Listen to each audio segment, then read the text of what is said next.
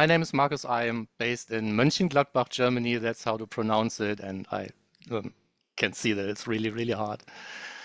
I'm one of those crazy people that contribute templates to the gallery quite a lot.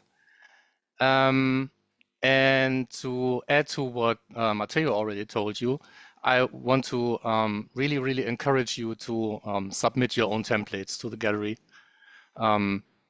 It's not just people like Dennis and me who are filling the gallery with templates. There was an update today. So we crossed the 1200 templates. We're on 1208 right now. And there are about 705 to be precise, 705 authors of those templates. So around 540 templates are from authors that only submitted just one template. There's no reason to hesitate when you are ready and you have built your template, then just go ahead and submit it to the gallery, because other people might have the exact same problem, and then it's a nice idea to have a solution in place. All right, that's enough about me and evangelizing. Let's start talking about custom GTM client templates. So client templates are something that you never saw in the gallery, but we will talk about that in a moment. First of all, what is a client template in server-side GTM? And never mind, I use this ssGTM all the time. This is because I'm a little bit pig-headed. People now get used to use just sGTM, but I started calling it ssGTM quite a while ago, and I cannot get rid of this. So you will see ssGTM all over the place. It means server-side Google Tag Manager. Okay, so in a nutshell, in a server-side Google Tag Manager, if you never worked with that, let's try to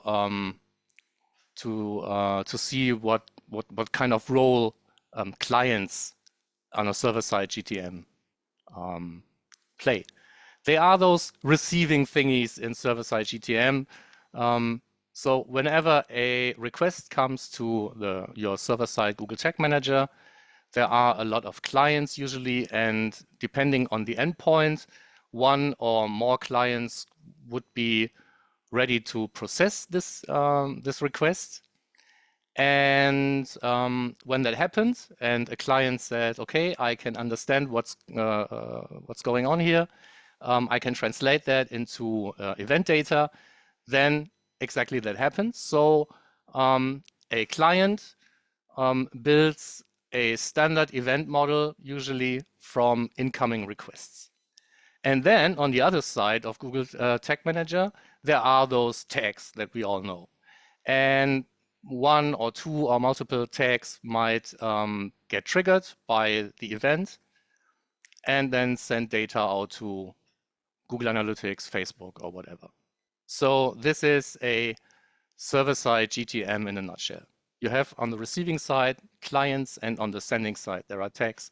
And in between there's this event model where incoming data is translated into a common event model so that every tag can be sure that something like an event location always, or a page location or an event name always is present there with the same key. The common client tasks are, as I already told you, receive requests.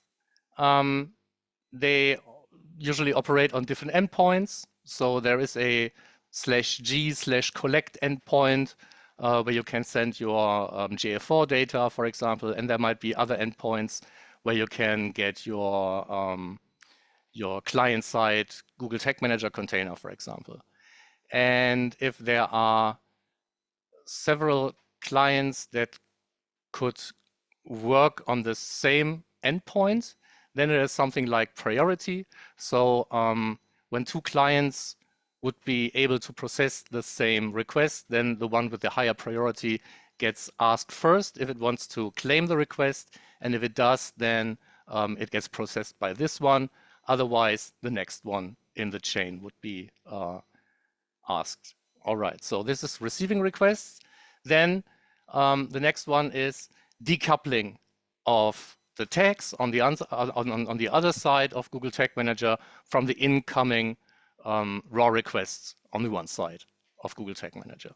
So they usually create the event data and then run the container to trigger the tags. There could be more than one event from an incoming request. Maybe you already saw that when you inspected your GA4 requests in the network tab. Sometimes there is a post payload added to your outgoing request to Google Analytics or to your server-side Google Tag Manager. And in the post payload, there are additional sets of parameters.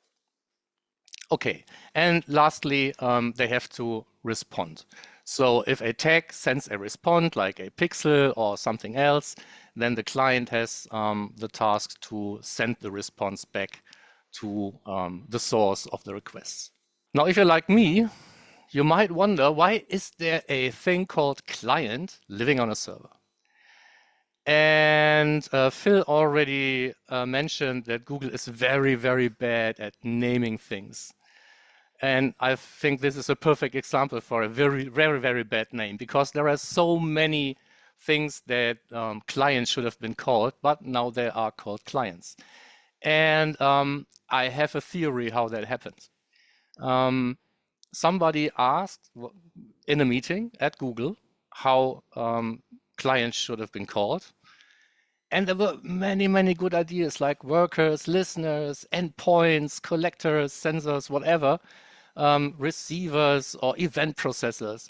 But then there was the senior dev, and he could give an answer in a fixed font and in dark mode, and he uttered client. And so they are called clients from now on. And even the man with the camera thought, that's a shitty idea. Anyway, now we have clients in server-side GTM. So this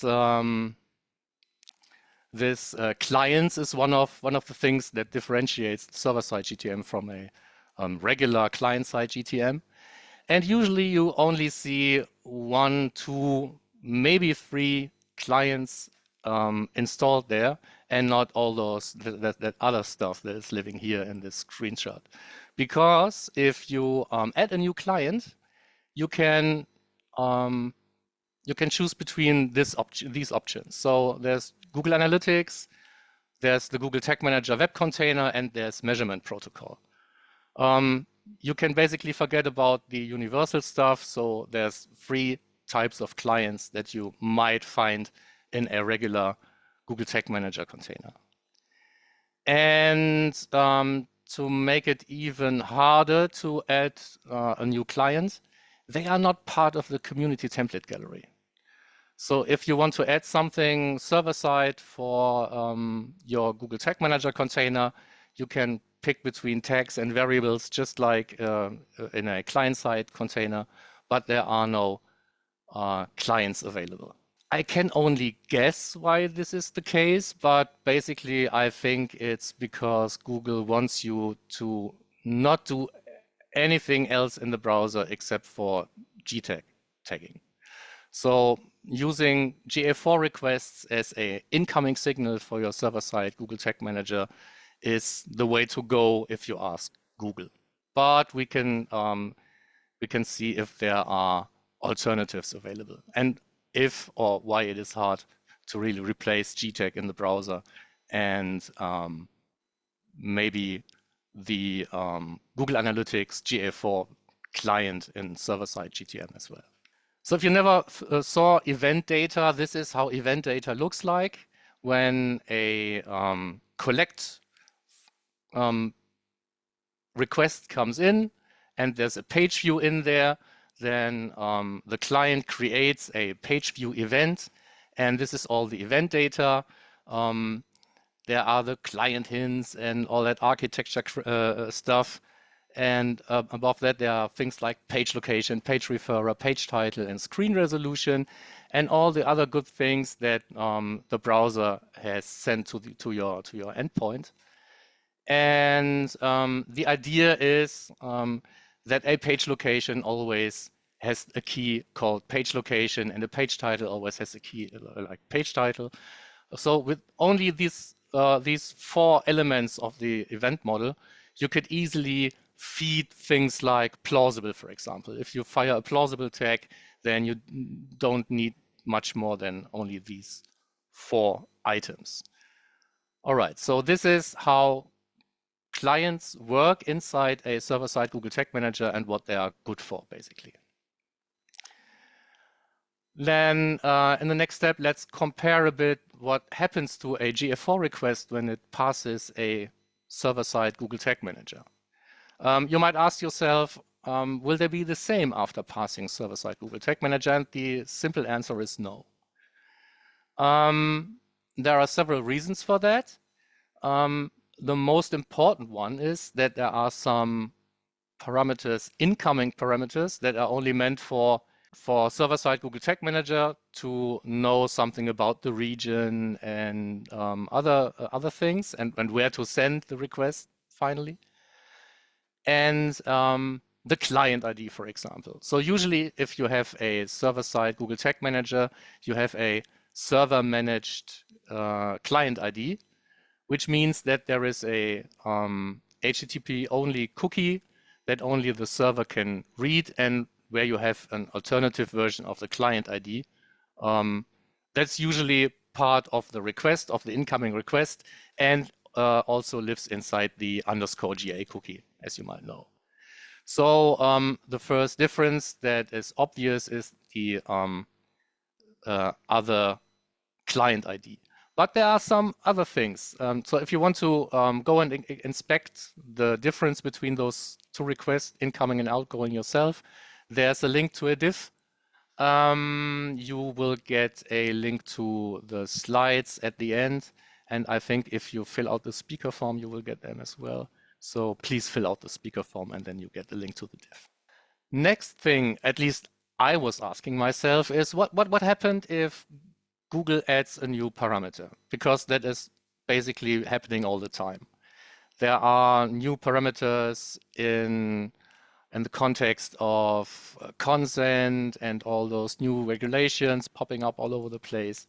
And I thought, if there is a new incoming parameter, what would happen to this incoming parameter if I have an old version of the client, for example, in a never updated Google Tag Manager container?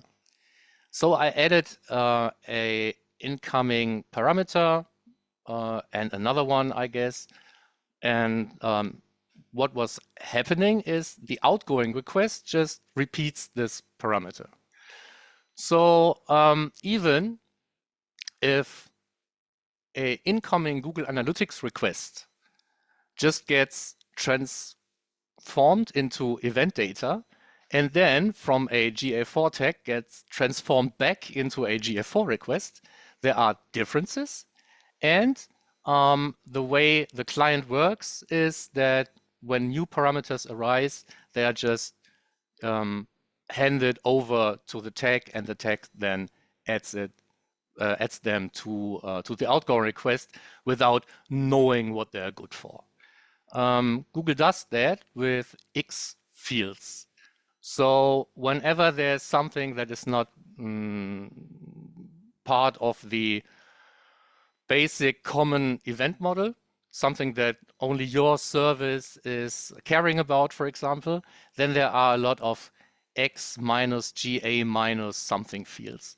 And my additional parameter ended up there as well. So whenever you add something to your incoming requests, the client will process it, and on the other side, it will leave the server again in a unchanged form, usually. Okay, now what if you wanted to build your own client templates for whatever reason? The first and good news is that building a custom client is quite easy. you don't need much of to code very much in order to have a proper running and functioning client. So in this example, you see in the first 5 rows just importing a lot of APIs. Because we're living in the sandbox, you already heard that once or twice today. And if you want to do something, then usually you need an API. And this API sometimes needs permissions. So what we want to do is to claim a request whenever it hits an endpoint that we want to listen to, which is hello world in this case. And if the request path is hello world, then we will claim the request. Build a simple event consisting of an event name and a timestamp, which is just an example. You can get rid of a timestamp easily. And then we run the container, which we do by importing or calling another API. And then we return a response. So that is everything that is needed in order to have a client that listens to the endpoint /hello world and does something. So if we invoke that client, then there's a hello world event because we created this hello world event with an event name of hello world. And you can see the event data, event name hello world, and the timestamp. So it's that easy to build a client that doesn't do very much.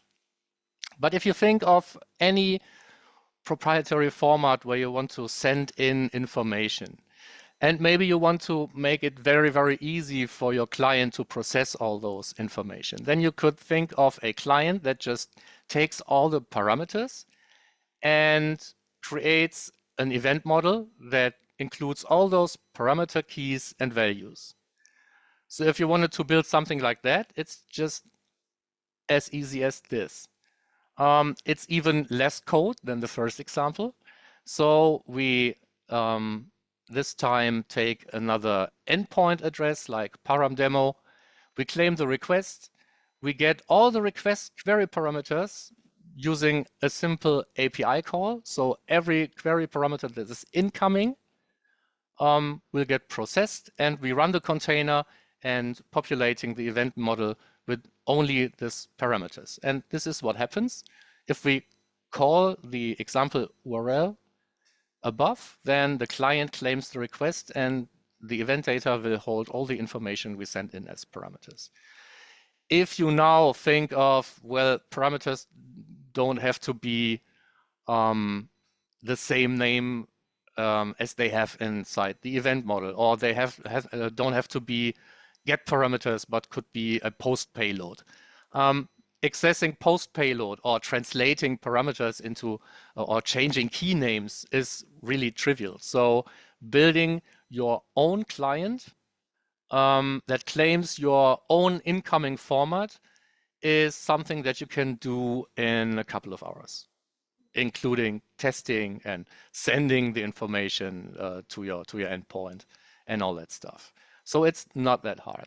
And if it's not that hard, why are there so many problems when you try to get rid of Google Analytics as a incoming or feeding request format for your server-side Google Tag Manager? Well, first of all, building a custom GA4 client is still easy because there are APIs for everything. So if you compare this example to the last example, you don't even have to specify the endpoint path or something like that. We just look if the request, the incoming request, includes MPv2 data, which is GA4 basically. So if there is GA4 data in a request, if it is so, we can claim the request, extract all the events with just one line of code, and then run the container again. Doing that would perfectly be enough to have your own GA4 client and get rid of the standard GA4 client. And then you can do all those additional stuff that you want to do before you run the container, for example. But if you want to have something incoming that is not GA4, then it gets problematic because replacing GA4 requests is not easy. I try to illustrate that by comparing those two weightlifters. The first one is the good old Universal Analytics Measurement Protocol, which you could use to do to build a tracking from wherever you want that was absolutely suitable to be comparable to a web session. But nowadays we have the GA4 measurement protocol. And if you just want to use the measurement protocol, then you get into trouble because this one needs help of a web session and the GA4 measurement protocol is quite clumsy. So replacing incoming requests with something else than GA4 requests is not that easy. And that's because the browser controls everything when it comes to GA4. The browser knows when a session starts. It knows when how much sessions there were before. So it knows if there's a new user or if it's a returning visitor. It controls the end of the session, and the parameters constantly change. So and there's consent mode additionally. So if there's something new, GTech knows what to do, but you usually don't know what to do.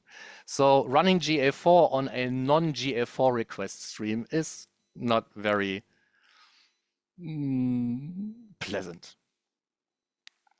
Because look at GA4 data. It looks like every other event data on the first side. We have something like language and IP override and page title and screen resolution, user agent. We can extract all of that. But if you look at the details, then there's the GA session ID, which has to be a timestamp, for example. You can't use any other session ID. You can use a constant value as a session ID, and that serves as a bracket around several hits from a single session. But GA4 will have problems processing the data correctly when it's not a timestamp. And the session number, of course, you have to count sessions. GA4 is the only tool where you have to count sessions in the browser. Every other tool counts the sessions on the server. So that's really a problem. And then there's something like the event location, country, region. You would have to determine those information by yourself when you try to send something in that is similar to an incoming GA4 request. Sounds hard, and it is. Then there are all those server-side tracking system properties where nobody really knows what they're good for. You can try to mimic that stuff, but you have to keep an eye on real incoming requests, and if there are any changes, and if there are, then you have to develop changes in your own client again. This doesn't seem like fun, and this is why nobody really does it, I guess. And then there are all those GA proprietary X fields, including the XGA system properties where you have to add a marker when there's a session start and the first visit and all of that stuff.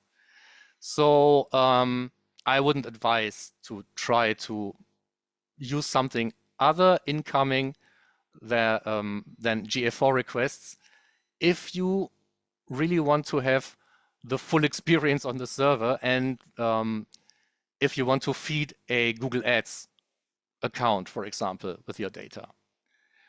Because your options are limited. You can live with some constraints, like you can feed GA4 with incoming requests from something else, but dimensions will be missing, or some metrics will be misleading. And first of all, you can't share it with your Google Ads account without lying about consent mode and all that stuff. So do not expect data to be suitable for advertising. The next point or the next option would be to mimic GTech in the browser and use a standard GA4 client. But mimicking GTech in the browser is not easy, as I already told you now. You can use alternatives like Walker OS. There's an Elbwalker client. There's one for a Pivik Pro request. There's one from Stape, the Stape data tag. And you can use all of those clients in order to receive requests, in some ways limited. So if you do not use GA4 at all, your options get broader and you can use all of those other incoming requests because GA4 is very special, as you now know, I hope. So my advice would be to use custom clients for any other tool, any other task. So here are some examples. You can use it to proxy a tackless request proxy, for example. You can use alternative GA4 clients, as I showed you. You can use Snowplow or Pivot Pro analytics data clients that already exist out there. You can build any APIs if you want to. You can call cloud functions from your server and loop through the response, for example, in order to make your cloud functions first party. And there are a lot of, or not a lot, but quite some alternative clients out there. As they are not part of the gallery, you have to look them up for yourself. I try to look for client template and the Smarty language because those TPL files get detected as Smarty templates. On GitHub and on in the GitHub gist as a separate search. And then you can find quite a lot of stuff, and it is interesting. There are good ideas, and maybe you can use one of those templates in order to find your own starting point if you want to build something that can receive your own requests, for example, in your own format. This would be a very, very simple example that I built for a client. It's not what we have at the end of the road, but just to show you what is possible. There's just one simple client. It's an Elbwalker client, which is from Walker OS. And there's a, let's call it proprietary format for incoming requests that don't really look like GA4 and don't try to mimic GA4. But we have a Pivot Pro tag on the other side.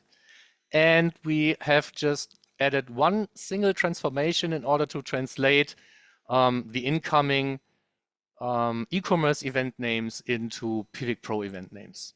And that's it.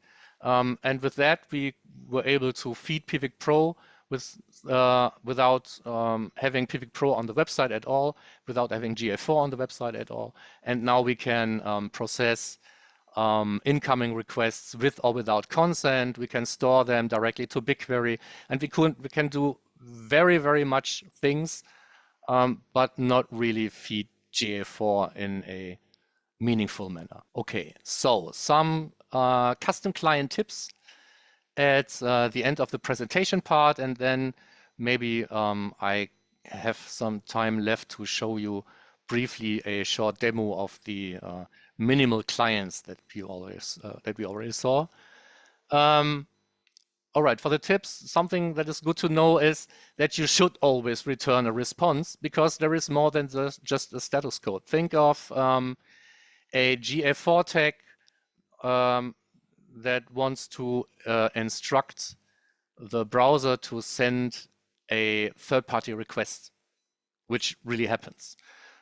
This wouldn't be possible without the client really returning the response that it gets from the tags, for example. Then running a container is absolutely optional. You can have a client that receives a request, processes it, sends something out or logs it to console or stores something somewhere, but never create a event model and run the container. So tags don't get bothered when your client works. This is absolutely optional because clients can use all the same APIs that you would be able to use when you build a tag or a variable template, for example. And requests can contain multiple events, I already told you. When you use more clients than just the standard GA4 clients, then maybe some things to think about. Check your trigger conditions. If you have a trigger that fires on all pages or every event, then maybe you have something like this Hello World client that creates a Hello World event, but nothing else. There's no page path, no page location, nothing else. So make sure you only trigger your tags when the correct client is the source of the event that the container was run with. Okay, and you can use transformations whenever clients and or tags do not allow for event redaction. Like there's in the standard GA4 tag, you can override fields, for example, but there are tags for other services that don't allow that. And the example you just saw would be a good example of how to use transformation in order to feed a tag with the data it needs in order to work correctly. All right, then with that, we're already done with the demo part. And I would like to thank you. And please connect with me on LinkedIn. You will find a copy of this presentation on SlideShare.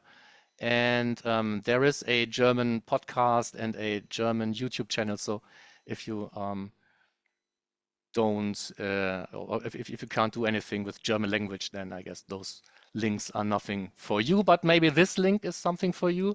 There is a unofficial manual, as I called it, about how to build Google Tag Manager custom templates. And even if this thing is more focused on the server-side template generation, there is an example for a client-side template as well. And there are lots of similarities when it comes to the template editor, for example, and how you use APIs and what you can do inside the sandbox, and how you can define a user interface, for example. So I think this is still a good and valid starting point if you really want to build your own server-side or client-side Google Tag Manager templates. Okay, then maybe just briefly skip over here, start the preview. This is the a preview of a server-side Google Tag Manager container where we, for example, have this Hello World client and the minimal GA4 client. And if I now send data to this endpoint, I use the browser to invoke incoming requests right now. You can usually you will have something like a service or a website, but the browser is a sufficient source of incoming requests. So let's just invoke this Hello World one, and then we have the Hello World client claiming the requests and building the event data. And there were no tags fired with this request because this would be useless. But maybe let's do the parameter demo as well. Here you would have a little bit more of event data, and you could use this event data in order to fire a tag. The minimal GA4 client can get a full-blown GA4 request. So this is a standard GA4 request that I just happen to send from the browser, and we have a GA4 tag firing and sending the data out to GA4, which works absolutely fine, even if it's not the real GA4 client that claimed the request, but our GA4 mini one with those few lines of codes that you just saw. And here's the event data. It looks perfectly fine. All those stuff is in here. We have those X fields and the server-side tracking system properties and everything else. So your own client can process GA4 data easily. So don't be afraid to play around with that, at least. The last example would be something that is not GA4, but still useful. And this is the Walker event.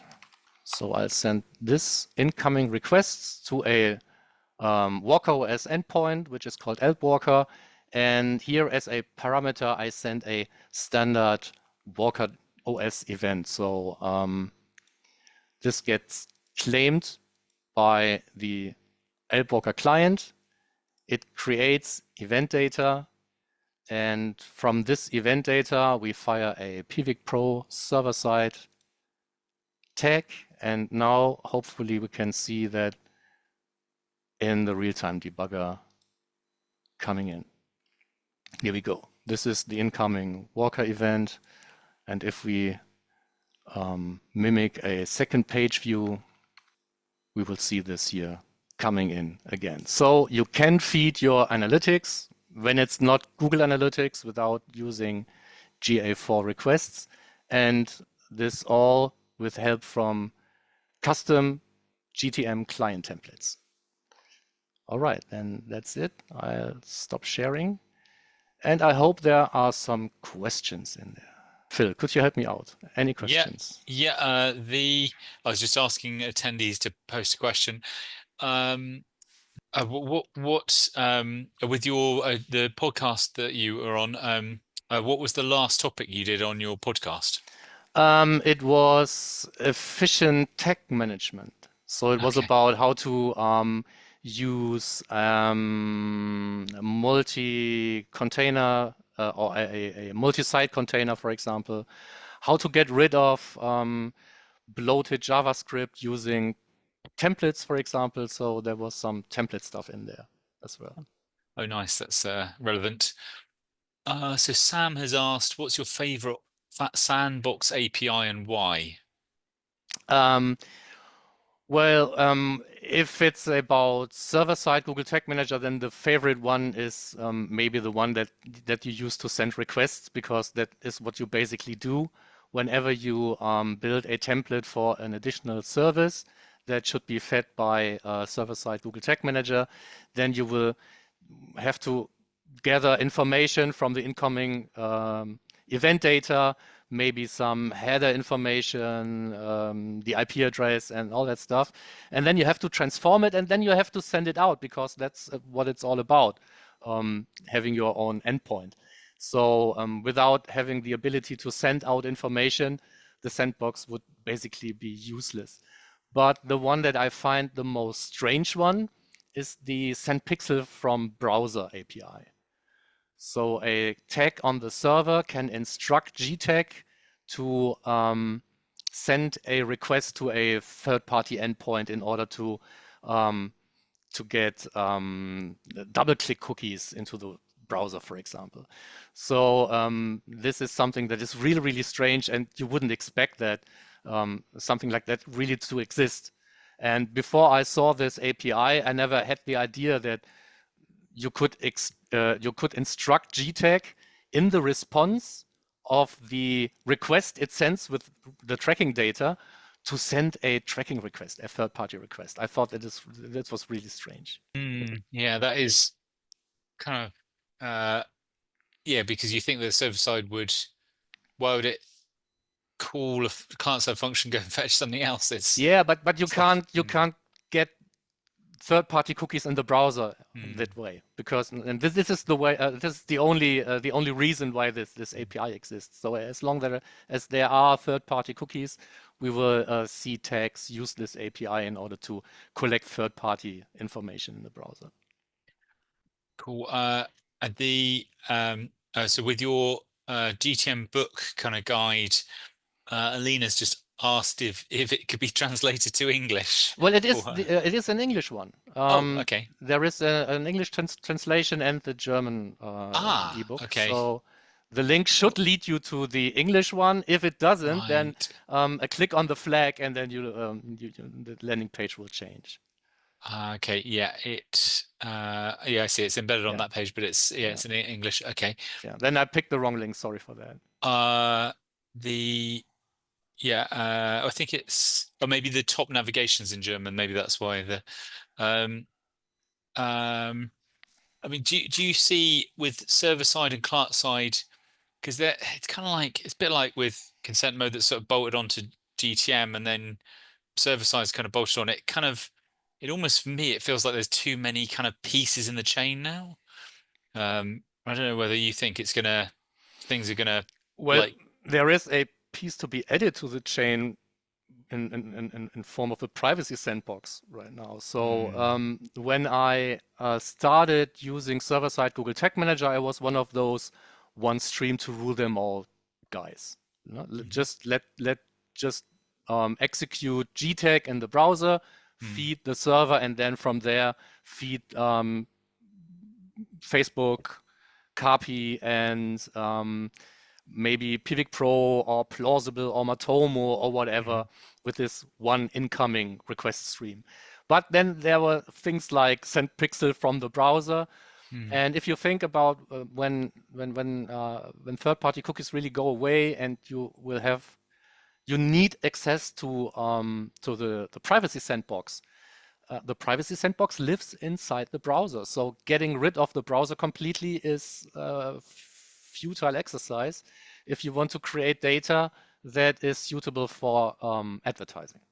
So if you want to build audiences, if you want to track conversions, cross-domain and all that stuff, then there's no other way than to still involve the browser. And I'm not happy with that.